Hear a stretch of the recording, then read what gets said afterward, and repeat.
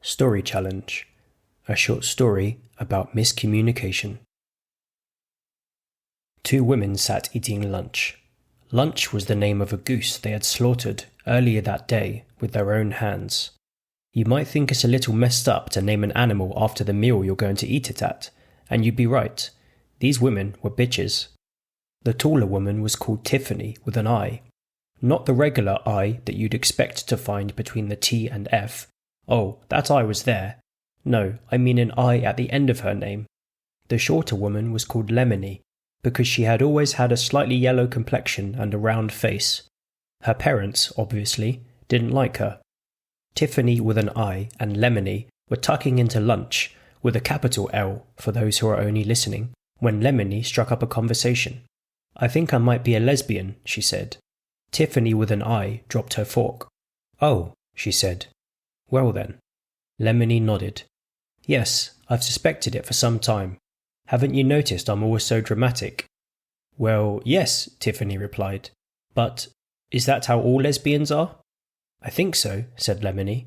"At least all the ones at my drama club are." "Oh," said Tiffany. "You've, joined a drama club, have you?" Lemony shrugged. "I just thought that's what lesbians were supposed to do." Tiffany swallowed a chunk of lunch and shrugged. "I wouldn't know. So what do you and the other, lesbians get up to?" "Oh, the usual. We put on costumes, sometimes dressing up as men, sometimes as women. We use props too." Tiffany choked on lunch. "I don't think I need quite that much detail, thank you, Lemony." "Have you spoken to your parents about this?"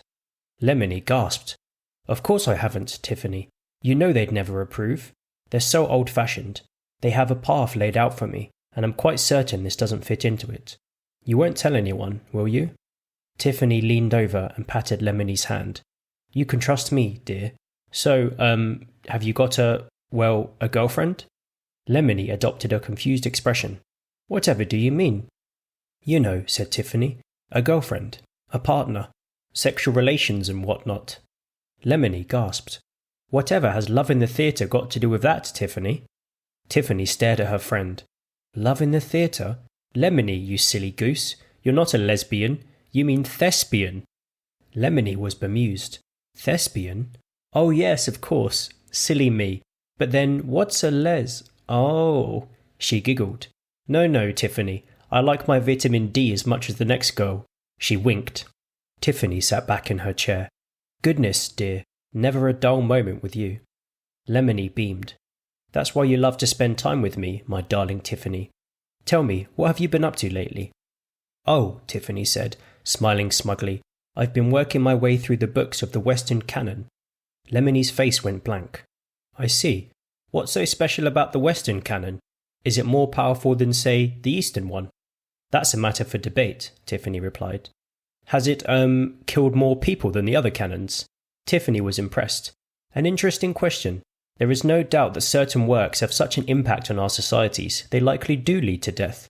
"I suppose," said Lemony, shrugging, "that the only way to be sure would be to line up all the cannons by a massive wall and just shoot them all at the same time. Whichever cannon does the most damage is the best cannon, right?" Tiffany looked quizzically at her friend, shook her head and laughed. "My dear simple-minded Lemony, let's change the subject before your head explodes." Lemony's shoulders drooped. "You're just so much cleverer than me, Tiffany. Very well, I have a story for you, but later I want to hear more about those cannons." Tiffany patted her friend's head condescendingly. "A canon," she said, "with one N refers to influential literary works. See, says me, the narrator, reading can be entertaining and informative." Tiffany waited for me to finish and continued. "What's your story, my love?" Lemony leaned forward. "I helped my uncle jack off a horse." Tiffany's eyes widened. "Excuse me, you what?" she asked. "I helped my uncle jack off a horse," Lemony repeated. Tiffany furrowed her eyebrows. "Could you say it slower? The narrator isn't putting any emphasis on the words." "Of course. I helped my uncle jack off a horse." "Yes, well, I'm afraid that doesn't help. Could you be more specific?"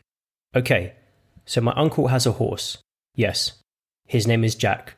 Whose name, your uncle's or the horse's?" Both, actually. Both? Yes, strange, isn't it? Right, and you helped your uncle... I helped my uncle jack off a horse. Tiffany sighed. Lemony, from what I can gather, you're saying one of two things. Either your Uncle Jack was sitting on a horse and you helped him climb off, or you assisted your uncle in giving the horse a bit of how's your father. Lemony broke into laughter. Don't be silly, Tiffany. I'd never do that. Tiffany breathed a sigh of relief. Thank heavens, for a moment I was afraid. Yes, Lemony interrupted. I'd never help my uncle climb off a horse. He's so huge, he'd probably crush me on the way down. No, I helped him collect horse sperm.